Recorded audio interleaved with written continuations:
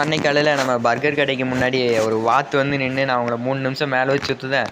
எனக்கு பர்கரும் பீஸாவும் ஃப்ரீயாக கொடுங்க அப்படின்னு சொல்லிச்சு. பட் இருந்தாலும் எனக்கு அந்த டீலிங் பிடிச்சிருந்துச்சி. ஸோ அதனால் நானும் சரி வாத்து அப்படின்னு சொல்லி உள்ளே கூப்பிட்டேன். அப்புறம் யானை மேலே சவாரி பண்ணி பார்த்துருப்பீங்க, குதிரை மேலே சவாரி பண்ணி பார்த்துருப்பீங்க, ஏன் மாடு மேலே கூட சவாரி பண்ணி பார்த்துருப்பீங்க. வாத்து மேலே சவாரி பண்ணி பார்த்துருக்கீங்களா? அதெல்லாம் பார்க்கணுன்னா நம்ம சேனலில் மட்டும் தான் பார்க்க முடியும். அதனால் சப்ஸ்கிரைப் பண்ணி வச்சுக்கோங்க.